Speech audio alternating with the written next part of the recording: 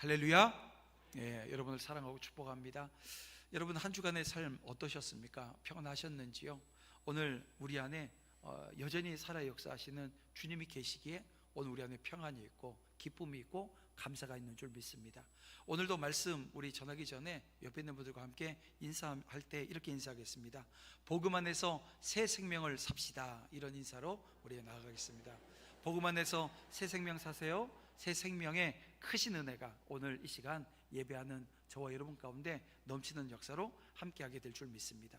우리는 지난 2주간의 그 말씀을 통해서 복음 나를 흔들다라고 하는 주제의 말씀 나누고 있는데요. 그 첫 시간 우리는 죄의 각성의 자리 이런 주제를 가지고 우리가 스스로 의롭다고 생각했던 그 자리가 무너지고 오직 하나님의 은혜로만 설 수 있음을 말씀을 통해서 알게 되었습니다. 복음은 오늘 우리의 죄를 들추는 것이 아니고 살리기 위해서 흔드는 은혜라고 하는 것입니다. 또 두 번째 시간 우리 지난주에는 십자가 앞에서 각성해야 된다라고 하는 이 말씀을 통해서 이 사람의 지혜와 자랑이 무너지고 오직 십자가의 능력만이 구원의 기름을 붙들었습니다. 오늘 우리는 약해요. 하지만 그 약함 속에서 하나님의 능력이 드러나는 복음의 능력을 경험하게 되어집니다. 그리고 오늘 세 번째 시간입니다. 이 복음이 흔드는 세 번째 자리, 새 생명의 삶으로 라고 하는 제목으로 오늘 우리가 복음이 나를 어떻게 다시 흔드는지 말씀을 통해서 함께 살펴보고자 합니다. 여러분 요한복음 우리 12장 24절 말씀을 보면 이렇게 말씀합니다. 한 알의 밀알이 땅에 떨어져 죽지 아니하면 한 알 그대로 있고 죽으면 많은 열매를 맺느니라.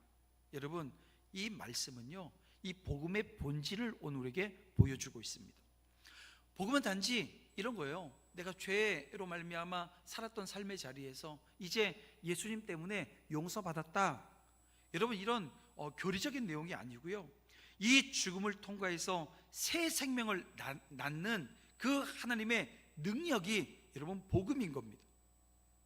여러분 이 요한복음 12장에 있는 말씀, 그 한 알의 밀알이 땅에 떨어져 죽지 아니하면, 여러분 씨앗이 땅 속에 묻힐 때 그 안에서 생명이 싹트듯이 여러분 그리스도의 죽음 안에서 오늘 우리가 함께 죽었어요. 그리고 그분의 부활 안에서 오늘 우리는 새로운 생명으로 살아나게 된 것입니다. 근데 많은 성도들이 이런 얘기를 해요. 예수님을 믿지만 여전히 죄의 유혹에 흔들려요. 복음은 믿는다고 말하면서도 때로는 옛사람의 습관으로 자꾸 되돌아 가려고 하는 모습이 내 안에 있습니다. 여러분 이런 겁니다. 이사를 하고 나면 여러분 해야 될 것들이 여러 가지가 있죠. 짐을 옮기고 하는 것도 해야 되지만 제일 마지막 순간에 뭐 해야 돼요? 내 주소를 바꿔야 돼요. 그렇지 않으면 택배가 옛날 집으로 갑니다. 택배가 옛날 집으로 가요. 그러면 나는 퇴근해서 집에 갔는데 물건이 안 와서 또 어딜 가야 돼요? 옛날 집 또 가야 돼요. 물건 가지러. 그래서 오늘 우리 주소를 정확하게 변경하지 않으면 안 됩니다. 무슨 말이냐면 복음으로 내가 새 집으로 이사를 했는데 우리는 자꾸 이런 저런 이유 때문에, 택배 때문에 옛날 집 가고 요거 때문에 옛날 집 가고 하게 되어지면 여러분 안 된다는 거예요. 은혜 아래 옮겨졌는데 여전히 죄의 집에 머물면 안 된다라고 하는 것을 지금 말씀드리는 겁니다. 자, 그런데 우리가 함께 읽은 이 로마서 6장의 말씀이 바로 이 문제를 다루고 있습니다. 복음을 알지만 여전히 옛 통치, 다시 말하면 죄의 왕국에 묶여 살아가는 오늘 우리에게 사도 바울이 이렇게 선언적으로 말씀하는 거예요. 죄로 너희 죽을 몸을 왕노릇하지 못하게 하라. 여러분 이 말씀을 오늘 우리에게 하는 겁니다. 그래서 오늘 본문은 복음이 우리를 어떻게 다스리는가, 즉 새 생명의 실천에 대한 말씀인 겁니다. 그리스도의 십자가로 죄의 권세에서 해방되어진 자는 이제 그 해방의 열매를 이 거룩과 여러분 순종의 삶을 통해서 살아내야 되고, 거기에 맺히는 열매들을 통해서 하나님 앞으로 나아가는 저와 여러분 되어져야 합니다. 여러분 오늘 이 시간 복음이 이렇게 말씀을 통해서 다시 저와 여러분을 흔드는 은혜가 있기를 원합니다. 이 죄의 왕권이 무너지고 새 생명의 주인 되신 예수 그리스도께 온전히 순종하는 복음의 사람이 되어 온전히 설 수 있는 축복된 자리에 우리 함께 서기를 주님의 이름으로 축원함을 드립니다. 자, 그 첫 번째가 이겁니다. 이 복음은 이 죄의 권세에서 우리를 해방시킨다는 겁니다. 자, 사도 바울은 이 로마서 6장 12절 말씀에서 이렇게 우리에게 말씀하고 있습니다. 그러므로 너희는 죄가 너희 죽을 몸을 지배하지 못하게 하여 몸의 사욕에 순종하지 말고 라고 말씀하고 있어요. 여러분, 이 구절은 복음이 단순히 죄의 용서를 넘어서 이 죄의 통치를 끊는 능력임을 보여줍니다. 그러니까 복음이 너 죄로 말미암아 용서받았어, 여기 이 과정을 넘어갔다는 거예요. 이 죄의 통치로부터 오늘 우리의 삶을 끊어내는 능력이 있다는 겁니다. 그래서 바울은 죄를 단순히 우리가 행하는 이 잘못된 행위, 이게 아니라 왕처럼 인간을 지배하는 세력으로 묘사합니다. 그래서 오늘 이 12절에 있는 지배하지 못하게 하여, 이 지배한다라고 하는 이 말의 헬라 원어를 보게 되어지면 그 뜻이 이런 겁니다. 이 왕으로 다스리다, 통치하다라고 하는 뜻입니다. 지배한다는 게 통치, 다스림, 뭐 이런 걸 얘기하는 거거든요. 다시 말하면 복음 이전의 인간은 죄의 왕국 아래 살고 있었다라고 하는 말이 되어집니다. 여러분, 에덴 동산에서 인간이 하나님을 왕으로 섬기지 않고 이 자신이 주인 되려고 했을 때, 여러분, 죄는 왕자에 앉았습니다. 그 이후로 인간의 모든 몸과 생각, 욕망은 그 죄의 지배 아래 놓이게 되어져 버린 거예요. 자, 그런데 이 복음이 선포되어질 때 일어나는 일이 있습니다. 뭡니까? 바로 이 왕권 교체입니다. 예수 그리스도의 십자가, 예수 그리스도의 부활은 이 죄의 왕권이 이제는 폐위되어지고 은혜의 왕이 즉위한 사건입니다. 이제 복음 안에 있는 자에게는 죄가 더 이상 여러분 지배할 수 없어요. 그것은 금지의 명령이 아니라 이미 이루신 승리의 선언입니다. 그래서 죄가 너희를 지배하지 못한다, 여러분, 이것은 복음의 해방 선언입니다. 바울은 12절에서 이어서 이런 말씀을 주고 있습니다. 몸의 사욕에 순종하지 말고 라고 말씀하고 있어요. 여러분, 사욕이라고 하는 것은 단순한 육체적 욕망을 넘어서 하나님 없이 스스로를 만족시키려고 하는 그 마음의 그 방향을 의미합니다. 여러분 보세요. 하나님 없이 스스로를 만족시키려고 하는 이 마음의 방향, 여러분 우리에게 있습니까, 없습니까? 아마 저를 비롯해서 오늘 우리 모두에겐 이 모습이 있어요. 이 사욕이라고 하는 것이 다 자리 잡아 있습니다. 그런데 이 복음으로 구원받은 이후에도 이 사욕이 여전히 오늘 우리 안에 이 잔재처럼 남아있거든요. 남아있지 않은 사람이 없어요. 그래서 이것이 바로 저와 여러분, 오늘 우리의 이 성도의 긴장입니다.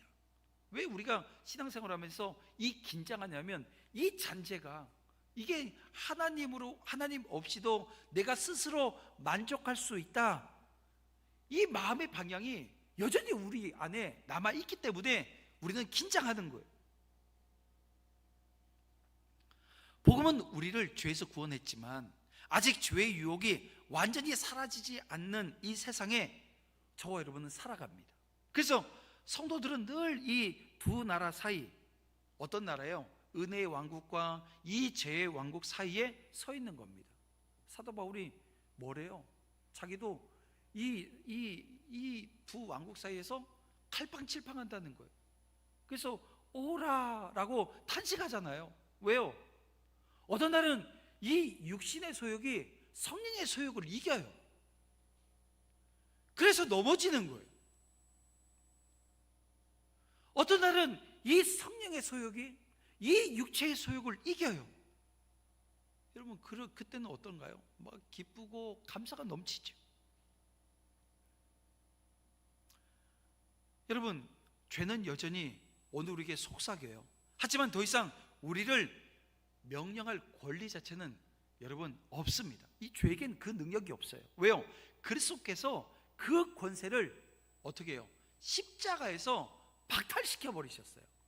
부활하심으로 박탈되어진 그 모든 것들에 그냥 확증을 그냥 땅땅땅 하고 내리신 겁니다. 따라서 이 싸움은 이기기 위한 싸움일까요? 아닙니다. 이 싸움은 이미 이긴 자로서 싸우는 싸움이에요. 그래서 여러분, 요한계시록을 읽어나가면 너무 어렵습니다. 그런데요, 이 사실을 갖고 읽어야 돼요. 뭐냐면 이 요한계시록은 오늘 우리에게 닉네임 하나 지어줬거든요. 예수님께서 뭐라고요? 오늘 우리에게 이긴 자라고 하는 닉네임 주셨어요. 예수님께서 십자가에서 그 부활로 말미암아 이기신 그 놀라운 이김이 오늘 저와 여러분의 이김되어지는 역사를 허락해 주신 거예요. 그래서 우리가 이긴 자예요. 다시 말하면 이미 이긴 자로서 오늘 우리는 싸워나가는 겁니다.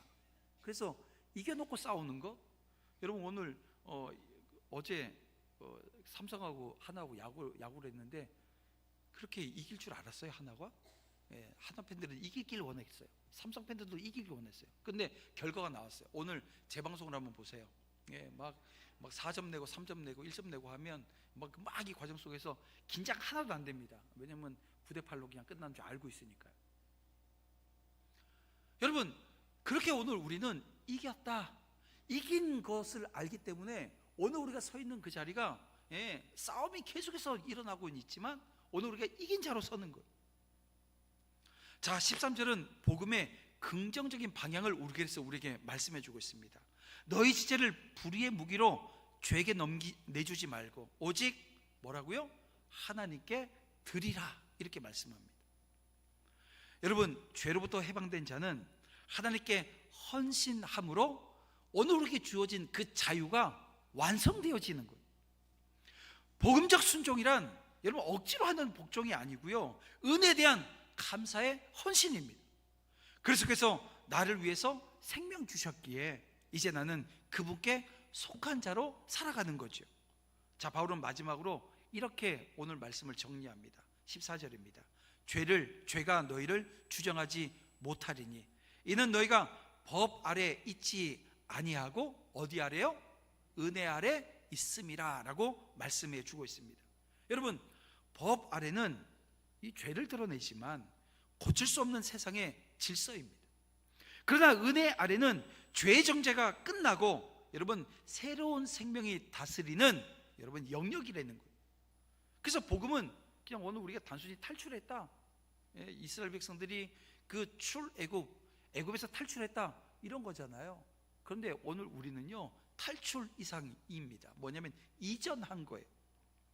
죄의 나라에서 은혜의 나라로, 여러분 사망의 권세에서 생명의 통치로 옮겨진 것입니다. 여러분, 이스라엘 백성이 출애굽할 때 애굽에서 떠났지요. 하지만 여전히 광야에서 그들이 어떻게 했나요? 그 애굽을 그리워했어요. 우리도 그래요. 때론 이 과거의 죄의 습관을 그리워할 때가 있습니다.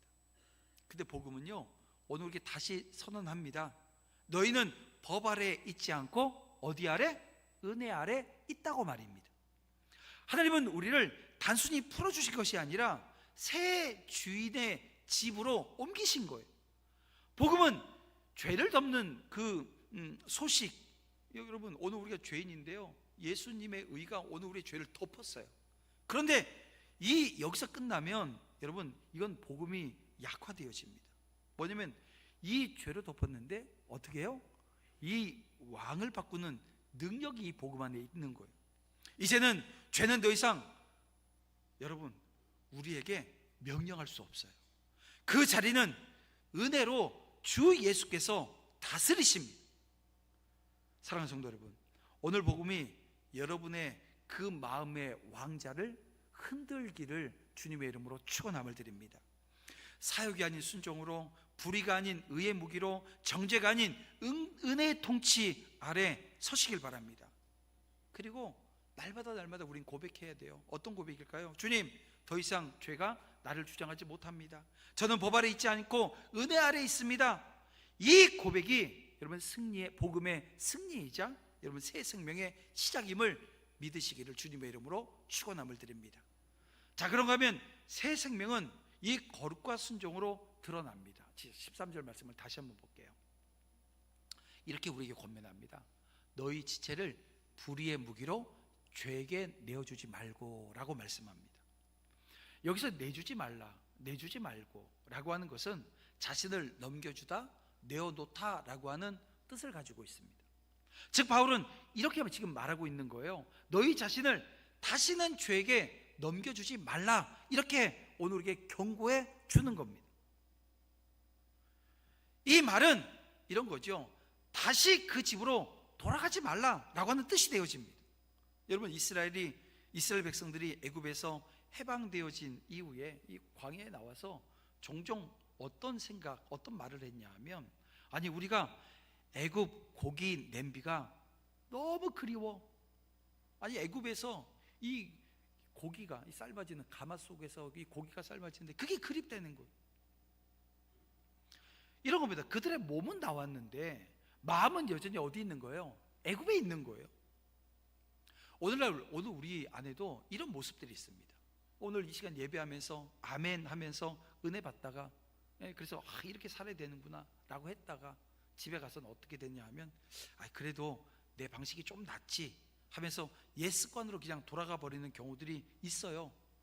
어쩌면 오늘 우리 안에 그 애굽의 고기 냄비, 이걸 바라봤던 신앙이 오늘 우리에게도, 그 모습이 오늘 우리에게도 신앙이 아니에요. 이게 이런 모습이 우리 가운데 있다는 것입니다. 근데 이 복음이 오늘 우리에게 말합니다. 다시는 이 죄의 왕국으로 돌아가지 말라는 거예요. 너는 해방되어진 사람이라고 오늘 우리에게 우리의 정체성을 명확하게 세워주십니다. 하나님은 우리를 그냥 꺼내놓으신 것이 아니라 다시 돌아갈 수 없는 자리까지 옮겨 놓으신 겁니다. 그래서 13절 말씀을 다시 한번 보면, 너희 지체를 하나님께 드리라.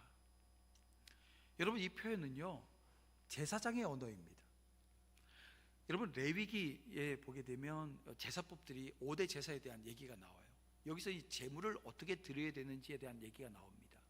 그럼 자기가 이 제물을 끌고 양이나 뭐 소나 뭐 이런 것들 끌고 오면 제사장이 목을 따줘요. 그러면 자기가 그 제물을 옆으로 가지고 가서 다 자기가 손수 해체해야 되는 겁니다.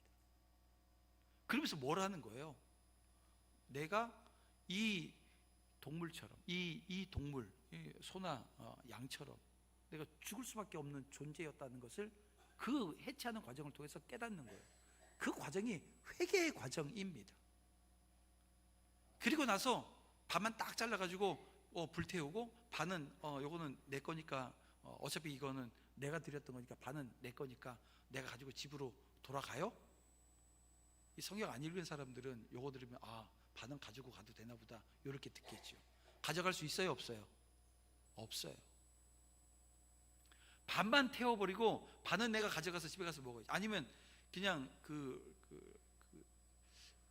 절반만 익혀가지고, 소나 양은 끝까지 다 안 익혀도 되잖아요. 고기 먹을 때 우리 미디움으로 딱 해가지고선 꺼내서 내가 먹겠다고 할 수 있어요? 그것도 없어요. 여러분, 거기에 올려지면요 다 태워져야 되는 거예요. 여러분, 이런 겁니다. 오늘 우리 신앙이 그럴 때가 있다는 얘기예요. 여러분, 주일은 내가 하나님께 드리겠어요. 내가 주일은 하나님께 드리는데 월요일은 제 겁니다. 이런 사람들이 있어요. 근데 뭐 월요일은 진짜 월요일 힘들잖아요. 그러니까 월요일은 내 거 하고 싶지 않은 사람들 아마 많을 겁니다. 근데 어쨌든 여러분, 오늘 우리의 삶의 자리, 오늘 이 주일도 하나님의 것이고, 월요일도 하나님의 것이고, 화요일도 하나님의 것이고, 이 모든 날이 하나님의 것임을 우리가 인정하는 자리에 서야 되는데요, 그렇지가 못하는 거예요. 만약에 그렇다고 한다면 이건 반쯤 구워진 제물입니다. 타지도 못하고 뭘 살지도 못하는 거죠. 하나님은 완전한 헌신을 통해서 그 완전한 은혜를 부어주심을 여러분 믿으시길 바랍니다. 그래서 바울이 뭐라고 얘기해요? 죽은 자 가운데서 다시 살아난 자같이 하나님께 드리라. 이게 13절 말씀인 겁니다. 무슨 말입니까? 여러분, 부활한 사람답게 살라는 거예요. 아니, 저 아직도 부활 안 했는데요. 아니요, 오늘 우리는 부활이 약속되어져 있는 사람들임을 여러분 믿으시길 바랍니다. 나는 부활한 사람들입니다. 그러니까 여러분, 부활한 사람답게 살아내야 되는 거예요. 그런가 하면 지체를 의의 무기로 드리라고 하는 이 말씀, 여러분 이 말씀은 아주 현실적인 명령입니다. 여러분 오늘 우리의 손과 발, 입술, 눈, 모든 삶의 부분이 이제 하나님의 선을 위한 도구가 되어야 한다라고 하는 말씀이거든요. 어떤 분이 그런 얘기를 했대요. 찬양대에 서시는 분인데, 목사님 저는 찬양으로 이 목소리로 하나님께 영광 올려드리는데 식당 가서 이 식당 봉사하는 거는 저는 그 은사가 없나 봐요. 잘 못하겠어요. 그런 얘기를 하더라는 거예요. 그러니까 목사님 하는 얘기가, 아 그래요? 그런데 그 식당 봉사하면서도 찬양할 수 있는데 설거지 해보면 설거지 소리가 화음이 있어요. 뭐 이런 얘기를 했다는 거예요. 따기닥따기닥 거리는데 그게 화음처럼 들린다는 거예요. 여러분 이 복음은 거창한 곳에서만 드러나지 않습니다.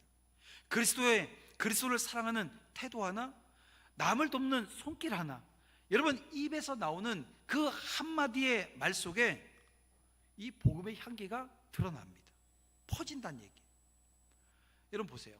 다윗이 범죄하고 회개한 이후에 고백한 시가 있습니다. 여러분 시편 51편 15절 말씀 보면 이런 고백을 해요. 주여 내 입술을 열어주소서. 내 입이 주를 찬송하며 전파하리이다. 여러분 이 말씀만 보게 되어지면 어디 이게 지금 회개하는 사람이 하는 얘기예요? 아니잖아요. 이건 지금 막 사역을 하면서 기쁨이 넘치고 감격이 넘치는 사람이 고백하는, 내 입술을 열어주소서.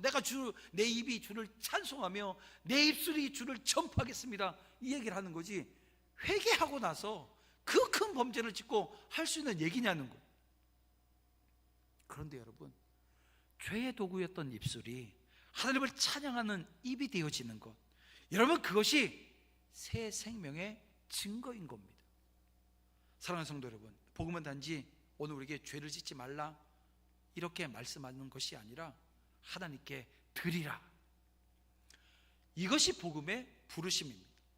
오늘 우리의 손이, 오늘 우리의 입술이, 오늘 우리의 하루가 하나님께 드려진다고 한다면 그것이 바로 새 생명의 증거임을 여러분 믿으시길 바랍니다. 그러니까 하나님께 온전히 드릴 수 있는 저와 여러분 되어지기를 주님의 이름으로 축복함을 드립니다. 애굽의 냄비를 그리워했던 여러분 그 마음에서 떠나야 되지 않겠어요? 제단 위에 자신을 올려놓아야 되지 않겠습니까? 그리고 주님, 제 삶의 모든 순간이 주님 제단 위에 올려지기를 원합니다. 여러분 이런 고백하는 그 순간 하나님은 여러분들의 삶의 자리를 통해서 이 복음의 향기를 세상에 퍼뜨리실 겁니다. 여러분 이 사실을 믿으시기를 주님의 이름으로 축원합니다. 자, 마지막 세 번째, 이 복음은 삶의 방향과 오늘 우리의 주인을 바꾸게 되어집니다. 14절 말씀을 보겠습니다. 죄가 너희를 주장하지 못하리니 이는 너희가 법 아래에 있지 아니하고 은혜 아래에 있음이라 라고 말씀하고 있습니다. 바울은 여기서 복음을 한 문장으로 지금 요약하고 있습니다. 죄는 더 이상 내 주인이 아니야. 이제 은혜가 너를 다스린다, 이 말을 주고 있는데요. 여러분 보세요. 이 죄가 더 이상 내 주인이 아니고 은혜가 나를 다스린다고 하면 여러분 이 말이 위로가 되어집니까? 그래요 여러분, 이 말은 오늘 우리에게 위로하기 위해서 주시는 말씀이 아니고요, 여러분 왕권의 교체 선언입니다. 여기서 법 아래라고 하는 말은 율법의 지배 아래 있다라고 하는 뜻입니다.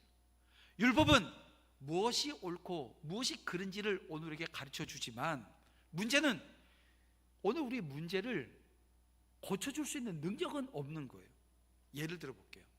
여러분 운전면허 시험 볼 때 시험 공부를 쭉 해나가는데 거기 보면 벌점 규정이 있습니다. 이거 우리가 다 알아야 돼요. 외워야 돼요. 그래서 시험을 봅니다. 여러분 속도 위반을 하게 되어지면 벌점이 몇 점이에요? 15점부터 시작되어집니다. 신호 위반하게 되어지면 벌점이 몇 점이에요? 이것도 15점부터 시작해서 이 스쿨존 근에서 이 속도 위반하게 되어지면 벌점이 30점이에요. 근데 여러분 보세요. 이 규정을 이 시험 볼 때 알려는 줘요. 그런데 대신 운전해 줘요? 대신 운전은 안 해줍니다. 이제 좀 지나면 이제 대신 이제 차가 운전도 해줄 판인데요. 네. 근데 많은 사람들이 이렇게 생각하는 거예요. 죄를 지어요. 죄를 지으면 야, 하나님께서 내게 또 벌점 주시겠구나. 이게 오해입니다. 하나님 벌점 주시는 분이 아니고, 여러분 복음은 그래서 전혀 다른 이야기를 우리에게 하고 있습니다. 예수님께서 오늘 우리에게 벌점을 주시는 것이 아니라 그 벌점 누가 가져가세요? 예수님께서 가져가시는 거예요. 예수님께서 오늘 우리가 그 15점, 30점, 그러다가 나중에 면허 정지, 면허 취소 막 이렇게 당했는데, 오늘 그 우리가 면허 취소 당하고 뭐 벌점 맞고 했던 그 모든 것들 다 주님이 가져가세요. 벌금 내야 될 것까지 다 가져가시는 거예요. 그리고 오늘 우리에게 뭐라 하면, 운전 너 안 해도 돼, 내가 운전할게. 운전대까지 잡아주십니다. 그래서 멀미하시는 분들은 앞자리에 앉을 수 있고, 그래도 내가 좀 편하게 갔으면 좋겠는데 뒷자리에 앉으면 돼요. 근데 그 차가 이제 어떤 차냐에 따라서 앞자리가 좋고 뒷자리가 좋으니까 그 선택을 여러분들 하시면 됩니다. 그런데 여러분, 이게 오늘 우리는 예수님이 운전하는 차에 탄 자들입니다. 그리고 옆자리에 타고 은혜의 길을 달려가는, 오늘은 운전자가 아니라 동승자일 뿐이라는 것을 여러분 헤아리셔야 돼요. 기억하세요. 그렇습니다. 은혜 아래 있다라고 하는 것은 오늘 우리의 주소가 바뀌어버린 거예요. 죄의 집에서 살던 인생이 이제는 은혜의 집으로 이사를 했습니다. 여러분, 출애굽한 이스라엘이 홍해를 건넌 순간에 다시는 애굽으로 돌아가지 못합니다. 애굽의 주소가 이제는 끝난 거예요. 그들이 아무리 애굽이 그립다고, 애굽에 있었던 그 가마솥에 있었던 그 냄비 속에 있었던 고기가 그립다고 아무리 해봐야 돌아갈 다리도 없고 돌아갈 길이 완전히 물속에 잠겨버렸어요. 그처럼 복음 안에서 오늘 우리의 이 과거 주소는 사라져버린 겁니다. 이제 우리는 죄의 종이 아니라 하나님의 자녀, 여러분 피고의 자리가 아니라 여러분 은혜의 백성이 되어진 겁니다. 그래서 어떤 목사님이 이런 얘기를 하셔요. 복음은 죄인을 무죄로 바꾸는 것이 아니라 가족으로 받아들이는 일이라고 말입니다. 법정에서 판사가 죄 없어, 무죄 해가지고 풀어줄 수는 있어요. 그런데 데려다가 밥을 먹여주진 않습니다. 밥은 누가 줘요? 아버지가 주고 어머니가 주는 거예요. 그런가 하면 이 법 아래 사는 사람은 해야 하니까 순종하는 것이 아니고요, 은혜 아래에 있으니까 기뻐요. 그러니까 기쁘니까 순종하는 거예요. 여러분, 이것이 복음의 놀라운 차이입니다. 율법은 헤라에서 하는, 어떻게 보면 명령에서 하는 거지만, 복음은 이미 다 이루었다. 오늘 주님께서 선포하신 이미 다 이루었다, 내가 다 이루었다라고 하는 선포에서부터 시작되어집니다. 그래서 우리가 해야 해서 하는 신앙이 아니라 감격해서 하는 신앙으로 살아가는 거예요. 예를 들어 볼게요. 남편이 아내에게 이런 얘기를 합니다. 당신을 사랑해야 해서 사랑해. 저기 누가 얘기하던데 내가 당신을 사랑해야 된대. 그 얘기 가서 하는 순간 밥은 다 먹은 거예요. 이제 분위기가 되게 어색해지겠죠. 그런데요, 여보, 난 당신을 사랑할 수밖에 없어, 난 정말 당신을 사랑해, 이런 얘기를 하면 상황은 달라집니다. 뭐 저희 집엔 좀 달라요. 제가 저희 집 사람한테 사랑한다 하면 하는 얘기가 거짓말하지 말래요. 거짓말하지 말래요. 그래서 제가 아니 진짜라고 했더니, 제가 한 행위가 있어서 제가 한 행위가 잊혀야 되는데 잊혀지지 않으니까, 기억 속에 있으니까 거짓말하지 말래요. 여러분, 사랑해야 하는 신앙이 아니라 사랑하지 않으면 못 견디는 사랑, 이게 여러분 우리의 신앙이 되어져야 하는 건데요, 이 신앙이 복음 안에서 이루어지는 겁니다. 여러분, 은혜 아래 사는 성도의 특징이 바로 이런 거예요. 그래서 여러분, 오늘 우리를 보세요. 오늘도 예배하면서 내가 지금 은혜 아래서 신앙생활을 하고 있는지 여러분 보시길 바랍니다.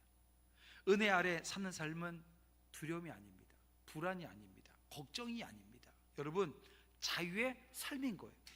죄는 하지 마라, 안 하면 벌 받는다 협박하지만, 은혜는 내가 너를 사랑한다, 이제 자유하게 살아라 라고 말씀하시거든요. 주인이 바뀌면 여러분 집 분위기가 완전히 바뀝니다. 예전에 저기 장안동에서 넘어가는데 길 이렇게 언덕에 보면, 제가 중고등학교 다닐 때요, 그 폐가예요. 폐가요. 아무도 그 고개 넘는 그 왼쪽에 있는 건물이었는데 아무도 안 들어와요. 왜 안 들어오냐 그랬더니 저 집은 귀신 나온대. 귀신 나온대. 그러니까는 아무도 어떤 회사가 들어갔다가도 금방 나와. 왜 나오냐, 귀신 나와서 나왔대요. 그 집이 나중에 교회가 들어갔어요. 예. 교회는 뭐예요? 예. 귀신 쫓아내잖아요. 예. 그러니까 거기 딱 교회가 들어갈 공간인 겁니다. 그러니까 주인이 바뀌면, 내 안에 내 삶의 주인이 바뀌면 다 바뀌는 거예요. 주인이 바뀌어진 그 사람이 서 있는 그 자리도 마찬가지입니다. 사랑하는 성도 여러분, 예전 주인은 무섭고 차가웠지만 지금 주인은 사랑으로 우리를 이끌어 주세요. 그래서 복음이 억압이 아니라는 거예요. 여러분, 복음의 통치, 여러분, 이것은 기쁨의 다스림인 것입니다. 사랑하는 성도 여러분, 복음은 단지 오늘 우리를 죄에서 구원하는 것에 머물지 않습니다. 삶의 주인이 바뀐 사건이라는 거예요. 이제 더 이상 법 아래 있지 않습니다. 우리는 은혜 아래 예수 그리스도의 사랑 안에 있는 거예요. 그래서 우리는 이런 고백을 하죠. 주님, 제 삶의 주인이 이제는 내가 아니라 주님이십니다. 저는 법 아래 있지 않고 은혜 아래 살아갑니다. 여러분, 이 고백하는 믿음의 사람들은요, 두려움이 아니라 여러분 감격의 순종이 그 삶에 시작되어질 것을 여러분 믿으시길 바랍니다. 말씀을 정리해 볼게요. 복음은 단지 오늘 우리를 위로하기 위한 소식이 아니라는 거예요. 복음은 우리를 흔듭니다. 복음은 우리를 흔드는 하나님의 손길입니다. 죄의 자리에서 우리를 흔들어 깨우시고 십자가 앞에서 다시 일으키시며 이제는 새 생명으로 살라고 부르십니다. 그렇습니다. 복음은 단순한 교리가 아니라 삶을 바꾸는 능력입니다. 죄에서 종노릇하던 오늘 우리를 자유케 하시고 거룩에 헌신하게 하시는 새 통치의 능력입니다. 이제 더 이상 그 죄가 나를 지배하지 못합니다. 내 인생의 왕은 오직 예수 그리스도이십니다.